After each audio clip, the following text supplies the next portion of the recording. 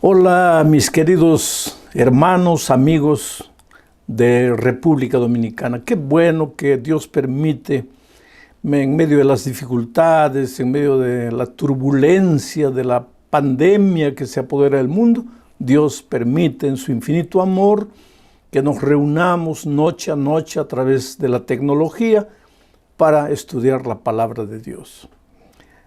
Estas noches estamos recibiendo lindos testimonios. Gente que está abriendo el corazón, le está entregando la vida a Cristo.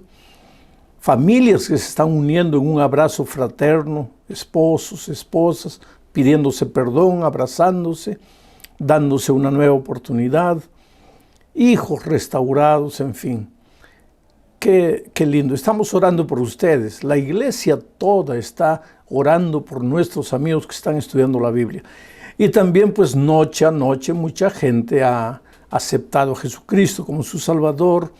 Algunos que han estado estudiando la Biblia ya se han decidido para el bautismo. Otros que todavía no conocían están empezando a estudiar la Biblia.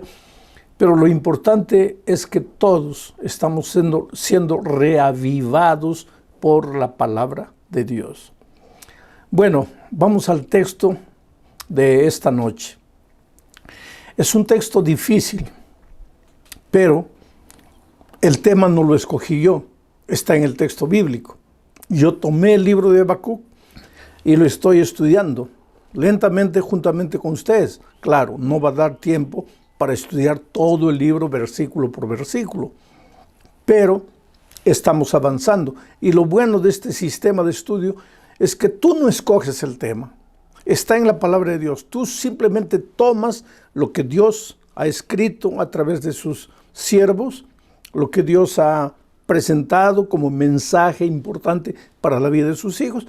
Y entonces el predicador toma el texto y lo explica, lo analiza, pero no le impone ideas, no le aumenta nada, no le quita nada. Esa es la maravilla de la predicación bíblica. Hasta aquí hemos estado diciendo que el libro de Habacuc empieza con una pregunta, la pregunta del profeta que clama a Dios y le dice: Señor, yo no entiendo por qué sufren tus hijos, por qué sufren aquellos que te aman, aquellos que te sirven, y en general por qué sufre la humanidad, porque vivimos en tiempos de dolor, en tiempos de injusticia. La inquietud del corazón de Habacuc era: ¿por qué los malos oprimen a los buenos?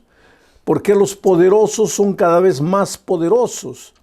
¿Y por qué los simples son cada vez más simples, más humillados?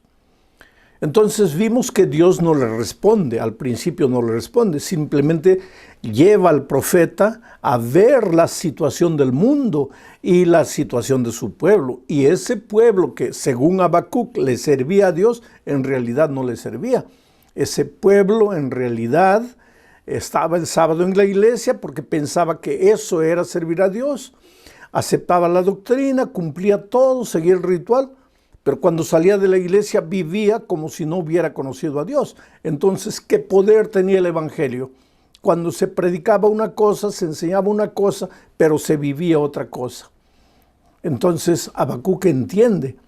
Pero a partir del capítulo 2, Dios ya le empieza a responder al profeta Habacuc y le dice que tenga confianza, el justo por la fe vivirá, que el pueblo está sufriendo porque no vive lo que conoce, no vive lo que enseña, no practica la teoría bonita y maravillosa de la palabra de Dios.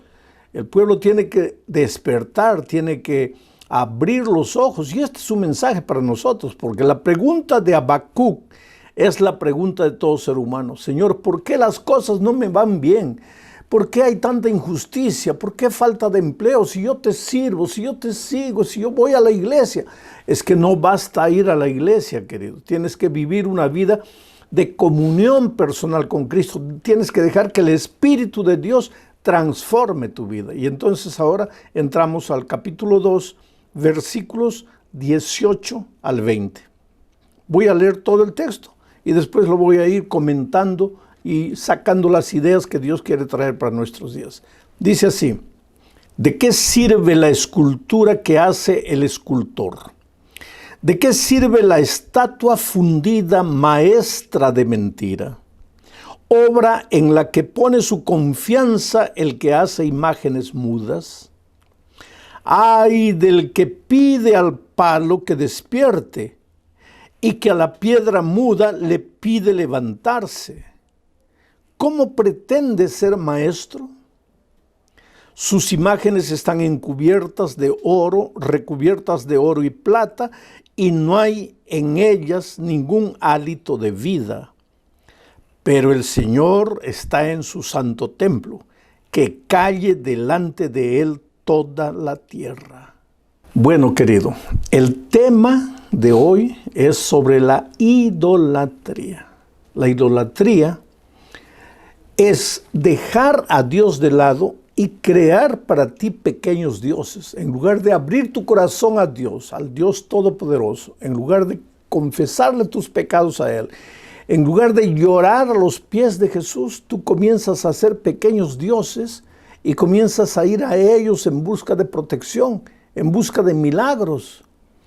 Y Dios no se agrada con esto. Ahora, yo sé que con el mensaje de esta noche, muchos de los que me están oyendo tal vez han depositado su confianza en pequeños dioses. Y yo no tengo el derecho de maltratarlos a ustedes, de hacerlos sentir mal. Pero por otro lado, querido, yo no tengo el derecho de esconder este texto bíblico. Está en la palabra de Dios y ya dije, lo bueno de estudiar la Biblia así, libro por libro, es que tú no escoges los temas. Los temas están ahí. Entonces tú simplemente tomas los temas y los presentas.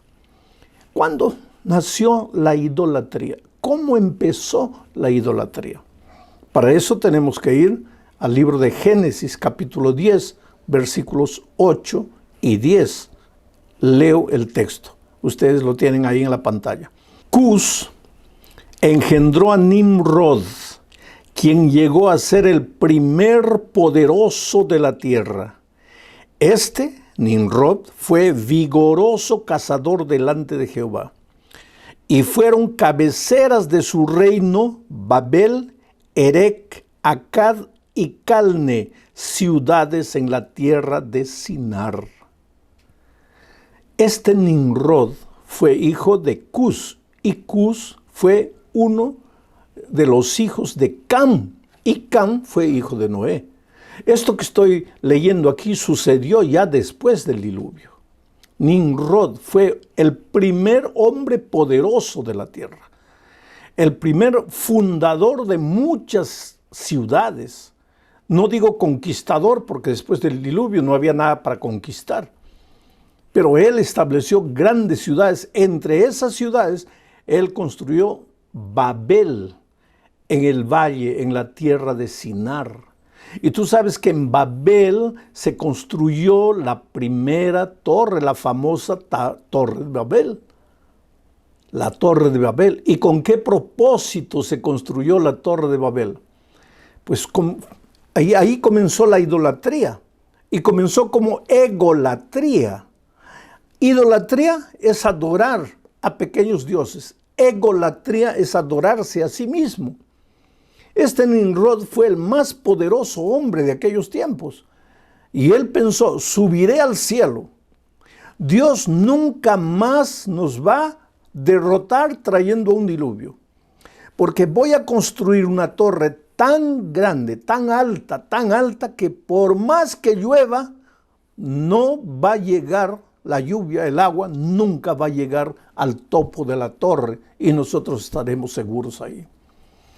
Quiere decir, la idolatría nace primero con la egolatría, con el sentimiento de yo no necesito de Dios. Y querido, el ser humano cuando se separa de Dios, cuando se aleja de Dios, trata de resolver sus problemas solo. Y un día llega a la conclusión de que no puede. Esta semana yo recibí un email de una persona que está luchando con el alcoholismo, luchando. Yo lo conozco porque es el esposo de una señora que es miembro de iglesia, un gran profesional. Lo conocí porque un día fuimos a almorzar a la casa de esta familia, de esta señora. Y él, de entrada, dijo con mucha cortesía: vamos a hablar de todo, menos de religión. Porque mi esposa ya debe haberles dicho que yo no creo en Dios, yo no creo en religión. Pero yo respeto y yo admiro a la iglesia. Y por eso yo me siento privilegiado de que ustedes han venido a almorzar con nosotros, pero vamos a dejar el tema de religión al lado. Fue así que lo conocí, un hombre muy agradable, un hombre muy comunicador, muy carismático. En poco tiempo nos conquistó a todos, nos deleitamos con la presencia de él, con la conversación de él. Pero él de entrada nos dijo: no me hablen de religión. La esposa sufría mucho por causa de este hombre. Él no reconocía que era un alcohólico, él decía que era un bebedor social, porque bebía de vez en cuando, no era alcohólico. Pero la verdad era que estaba entrando al alcoholismo, porque la mejor manera de llegar al alcoholismo es una copa, después otra copa, después comienzas a defenderte diciendo que eres un bebedor social, de vez en cuando, por compromiso. Pero la verdad es que no te das cuenta, porque el viciado, la persona que queda viciada en algo, en juego, en lo que sea, no se da cuenta, en droga, no se da cuenta que está cayendo en el vicio. Ahora, si una persona supiera que de hoy para mañana ya es un viciado, nunca entraría, pero es que no se da cuenta, va entrando. Entonces este hombre estaba en problemas serios de alcoholismo, pero no reconocía. Un próspero comerciante, mucho dinero. Pero después ya me enteré por los pastores amigos que me llevaron a almorzar con esa familia, me enteré que este hombre pues había caído en sus empresas, había fracasado, todo le iba mal porque lógicamente al principio todo te puede ir bien, pero poco a poco vas perdiendo el control de las cosas. Resulta que en un momento la esposa me pidió que por favor hablara con este hombre. No tuve la ocasión de hablar con él, pero le escribí un email para que la esposa se lo entregara. Y yo le hablaba del poder de Dios. Le dije: yo sé que tú no amas a Dios, que tú no crees en Dios. Y él me respondió el email y me dijo: mire, pastor, yo respeto mucho su opinión, pero yo creo que Dios está dentro de nosotros. Que si necesitamos de Dios, no necesitamos ir a la iglesia, no necesitamos mirar al cielo. Dios está dentro de nosotros. Es la energía interior, es la fuerza interior. Y mi esposa exagera, pero yo no estoy viciada. Sin embargo, ya estaba perdiendo la empresa.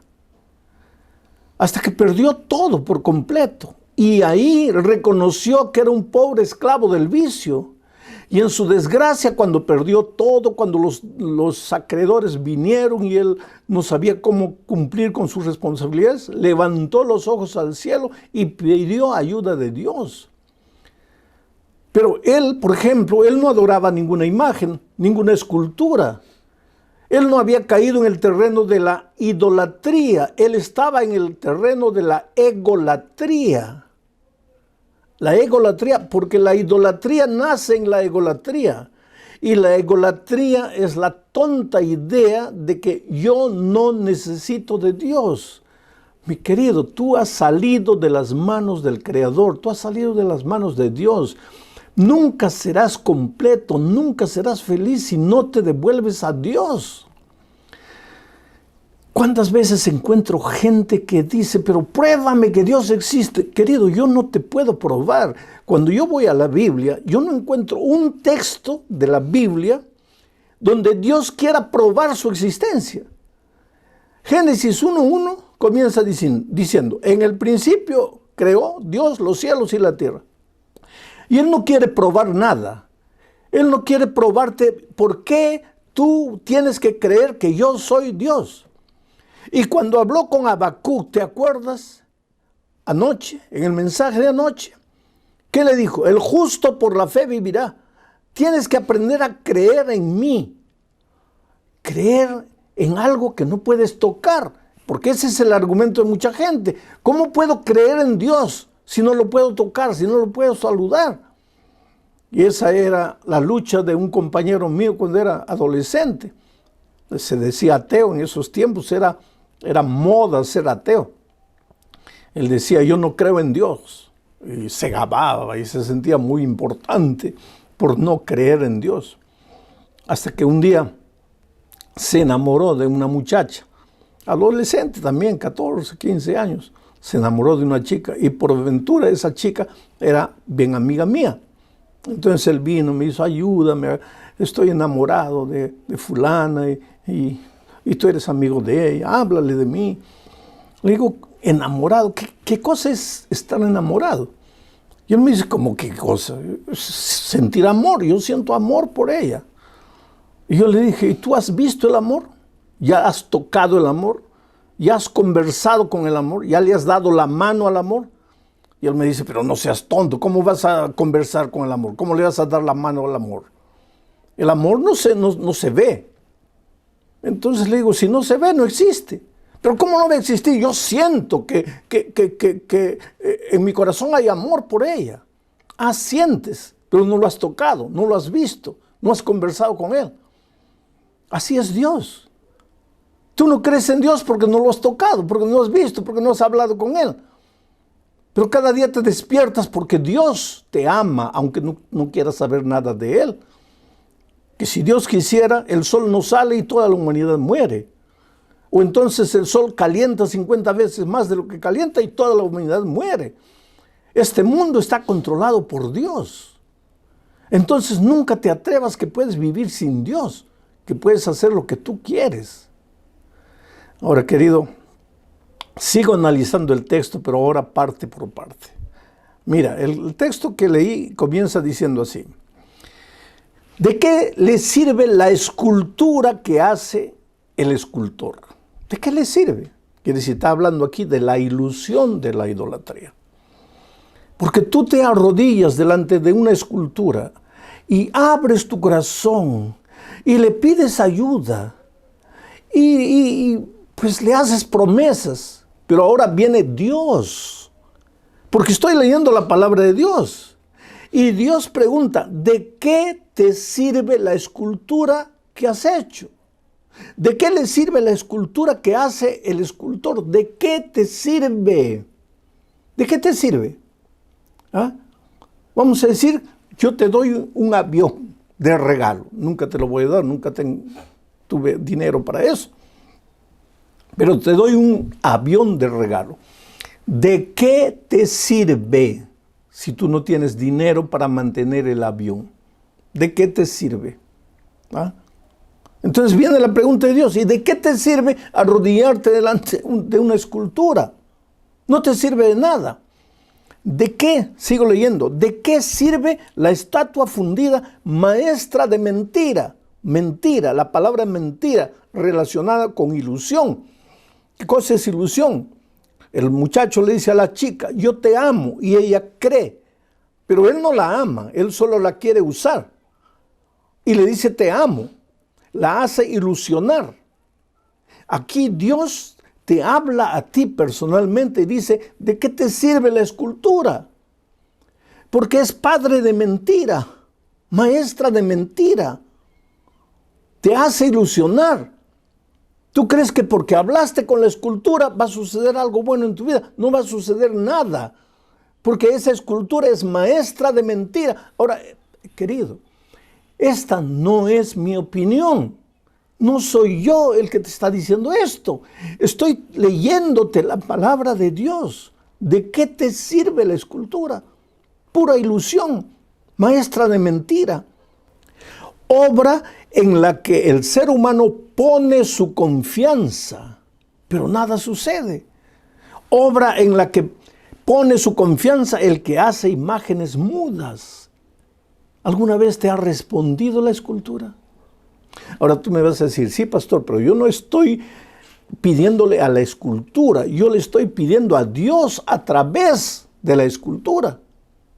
Pero entonces, querido, ¿por qué no vas directo a Dios? Y se lo pides a Dios, ¿por qué buscas un intermediario? Y un intermediario que no te habla, que no te dice nada, que no te hace nada. ¿Por qué no abres tu corazón a Dios y le dices, Señor, estoy triste, estoy sin empleo, estoy sin dinero, estoy enfermo, mi hogar se está destruyendo, te necesito en mi vida? Ve a Dios y háblale a Dios. Eso es lo que el Señor te está diciendo. ¿Y qué más? Sigo leyendo el siguiente versículo. Ay del que pide al palo que despierte, y que a la piedra muda le pide levantarse. ¿Cómo pretende ser maestro? Aquí hay dos pensamientos interesantes. En el primer versículo, Dios dice, ¿de qué le sirve la escultura al que la fabrica? Pura ilusión. Aquí se habla de la ilusión de la escultura. Pero en este texto que acabo de leer hay un ay, o sea, una condenación. Hay un triste resultado para el que no le hace caso a Dios. Dios mismo dice, ay del que pide al palo que despierte. A esa escultura de madera que te hiciste y le estás pidiendo, ay del que se arrodilla delante de eso. Ay del que le pide al palo que despierte, que haga alguna cosa por él. Ay del que le pide a la piedra que se levante. Y ahora viene el segundo pensamiento. ¿Cómo pretende ser maestro? Quiere decir, ¿cómo tú te atreves a querer enseñar a otra persona cuando tú le estás pidiendo a algo que no tiene vida que te haga un milagro? ¿Por qué no vas directamente a Dios y se lo pides a Dios y no al fruto de tus manos? Yo podría leer otros textos duros, pero el mensaje es claro y no necesito leer más textos. Sigo analizando el versículo de hoy.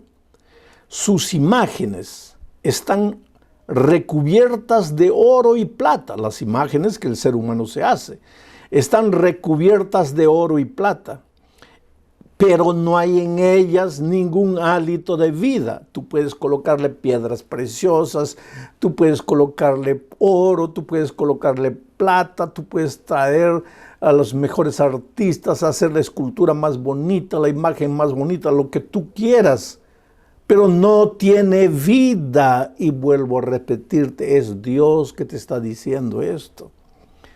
Y yo, querido, te estoy presentando lo que Dios dice con todo respeto que tú mereces y con el amor que tú mereces, porque tú eres precioso a los ojos de Dios. Yo no estoy contradiciendo tu manera de pensar. Yo no estoy combatiendo tus ideas. Yo te estoy presentando lo que Dios te dice. ¿Y por qué? Porque todo predicador es un proclamador del Evangelio. ¿Y qué es el Evangelio? Buenas nuevas, noticias buenas. ¿Y qué buena noticia te estoy presentando? Te estoy presentando la noticia de que Dios te ama. El mensaje, el Evangelio de que Dios te ama y que Dios quiere lo mejor para ti y que Dios quiere hacer maravillas en tu vida, pero que tienes que hablar directamente con Él. Y no tienes que hacer pequeños dioses, fabricar, esculpir pequeños dioses, porque eso no te sirve de nada, dice Dios. Aunque le digas a la piedra, levántate, no se va a levantar. Aunque le digas a la madera, haz un milagro, no lo va a hacer. Es Dios el que te hace el milagro. Ahora tú me vas a decir, pero yo en un momento difícil de mi vida me arrodillé delante de una escultura, le pedí y me hizo el milagro. No, la escultura no te hizo el milagro, querido. Es que Dios te ama mucho. Tú eres precioso para Él. Y cuando tú no conoces la palabra de Dios y le pides a una escultura que te haga un milagro, Dios entiende que tú le estás pidiendo a su escultura el milagro porque no conoces su palabra. Y como Dios te ama, Dios te responde a ti. No es la escultura que te respondió, no es la imagen que te respondió, Es Dios que te respondió. Pero cuando conoces la palabra de Dios, ¡ay de aquel que conociendo, que sabiendo, continúa haciendo la misma cosa! Yo siempre hago la ilustración del espejo. Vamos a decir que mi rostro está manchado y yo no sé. Y me voy a predicar con todo el rostro manchado sin saber que mi rostro está manchado. Pero alguien se acerca y me muestra el espejo. Y el espejo es la palabra de Dios, porque tú ves reflejada tu vida en la palabra de Dios. Y cuando yo veo mi rostro en el espejo, me doy cuenta que mi rostro está manchado. Hasta ese momento yo era inocente. Estaba con mi rostro manchado porque no sabía que estaba manchado. Pero alguien hizo el favor de mostrarme el espejo. Y a partir de ese momento se acabó mi inocencia. A partir de ese momento yo necesito limpiarme el rostro, corregir lo que está equivocado. En la vida cristiana es igualito, querido. ¿Acaso todos nacemos ya conociendo la palabra de Dios? Algunos la conocen de niño, como yo. De niño, mi madre ya conocía la palabra de Dios, yo conocí la palabra de Dios de niño. Otros conocen la palabra de Dios ya de grandes. Mi madre conoció el Evangelio cuando ella ya tenía 25 años. Pero mi madre obedeció la palabra, se humilló, se rindió a los pies de Jesús. Y ella dijo, aunque toda mi vida hice de esta manera, a partir de hoy que conozco la palabra de Dios, voy a tratar de andar en los caminos de Dios, voy a tratar de obedecer a Dios, de seguir a Dios. Entonces, el texto de hoy termina diciendo, pero el Señor está en su santo templo. Calle delante de él toda la tierra. Y aquí se habla de la soberanía divina. Dios está en su santo templo. Claro que Dios está en cualquier lugar, querido. Si tu carro se está cayendo al abismo, puedes clamar a Dios, porque Dios está ahí, Dios te oye. Y Dios tampoco está en el templo, Dios está en el cielo. Salomón, cuando construyó el templo, en su oración dijo, Señor, ¿cómo yo puedo pensar que tú vas a habitar en este templo? Si los cielos de los cielos no alcanzarían para abrigarte. Entonces, Dios no habita en el templo, pero habita. Pastor, no entiendo. ¿Está o no está en el templo? Está en el templo, pero no se limita al templo. Dios está en todas partes. Entonces, en el momento de dolor, de angustia, de aflicción, tú clama a Dios de donde estés. Entonces, ¿por qué aquí Isaías dice, pero Dios está en su santo templo? Porque es en el templo donde te encuentras con Dios para adorarlo, para alabarlo. Sí, pero yo puedo adorarlo en cualquier lugar. Sí puedes, cuando las circunstancias no te permiten ir al templo. Porque el propio Señor Jesucristo, a quien tú amas y a quien tú sigues, te dijo, donde 2 o 3 estén reunidos en mi nombre, allí estoy yo. Dios no está limitado al templo, pero cuando Israel estaba peregrinando en el desierto, Dios le dijo a Moisés, y me construirán un santuario, un templo, un tabernáculo, y yo habitaré en medio de ellos. Es que es a través del templo que Él une a su pueblo, junta a su pueblo. Los sábados cuando vamos a la iglesia, cantamos a Dios, alabamos a Dios.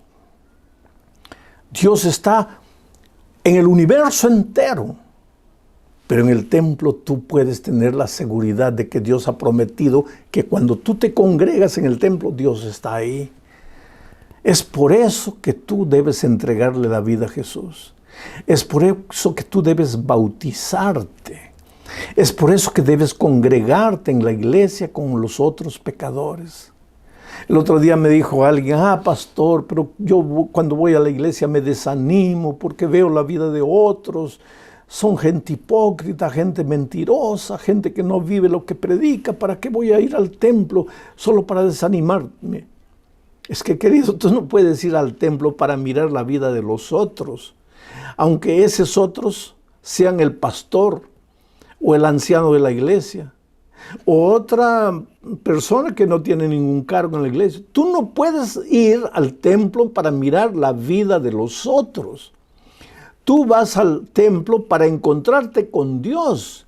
Concéntrate en Dios, mira a Jesús, alaba a Jesús, escucha su palabra y regresa para tu casa. ¿Por qué tienes que estar mirando? A ver, ¿cómo se vistió fulano? A ver, ¿qué es lo que hizo? A ver, ¿qué es lo que él hace durante la semana? Una vez, Pedro estaba acompañando a Jesús y Juan venía atrás y Pedro paró y le dijo a Jesús, Señor, ¿y ese atrás? Y Jesús le dijo, si yo quiero que él viva o que muera, ¿a ti qué te importa? Tú sígueme. Esa es la palabra sabia del Señor Jesucristo. ¿A ti qué te importa? ¿Acaso esa persona que tú viste durante la semana haciendo algo malo, esa persona murió por ti para salvarte? Entonces, ¿tú por qué te preocupas por la conducta, la actitud de los otros? Tú busca a Dios, escucha a Dios, oye a Dios. Pero el otro día también otra persona me dijo, pero es que ¿cómo voy a escuchar la palabra de Dios cuando sé que la persona que está predicando durante la semana no vive lo que predica? Oh, querido, un día Dios quería darle un mensaje a Balaam. A Balaam, ¿te acuerdas? Y no había pastor, no había predicador, no había anciano, no había evangelista, no había nada. Dios solo encontró un asna, una mula, y le dio el bosquejo. Y la mula predicó. Y el mensaje le llegó al corazón de Balaam. Porque cuando Dios quiere usar a alguien para transmitir su palabra, si no encuentra un hombre con la vida limpia, puede agarrar hasta un animal, puede agarrar hasta un hipócrita, hasta un mentiroso. Entonces tú no estés mirando en la actitud de ellos.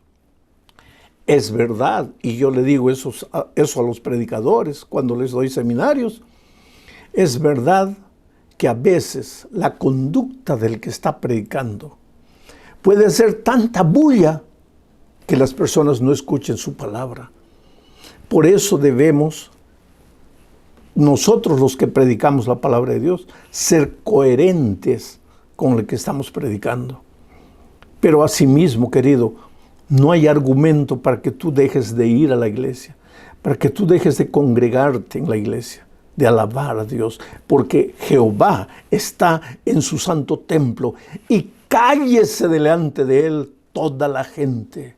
No murmures, no discutas, no argumentes. Ve y entrégale la vida a Jesús y concéntrate en adorar a Jesús. Te digo una cosa, Dios es maravilloso, querido. No hay nada en tu vida que Dios no pueda hacer. En este momento estás triste. Piensas que no tienes poder, no tienes fuerzas para salir de la situación en que estás. Te voy a contar la historia de Cándido Matos, de San Pedro de Macorís. Ya estuve en San Pedro, gente linda, gente cariñosa. San Pedro de Macorís. Tomé un desayuno delicioso en San Pedro de Macorís. Allá nació Cándido Matos, hijo de una madre que tenía 10 hijos. 10 hijos. Familia pobre, no tenían dinero. La madre regaló a su hijito Cándido a una tía para que la tía lo criara. Tú sabes que a veces nosotros hacemos cosas en la niñez a los niños y no nos damos cuenta de lo que hicimos. Pero cuando el tiempo pasa y las personas crecen, las marcas en la vida de ese niño se manifiestan de diferentes maneras. Tú nunca vas a entender completamente la influencia de una palabra, de una actitud, la fuerza que tiene la manera como tú tratas a un niño. Este muchacho nació con marcas horribles, ya a los 12, 13 años comenzó a meterse con pandillas, a beber, a fumar y cayó en el terreno de la drogadicción. Asaltaban, robaban, hacían miseria. Un día tuvo que salir de ahí, de esa ciudad, porque lo iban a matar. Estuvo preso, salió de la prisión, volvió a su ciudad años después, se juntó a otra pandilla rival. Su vida era una tragedia.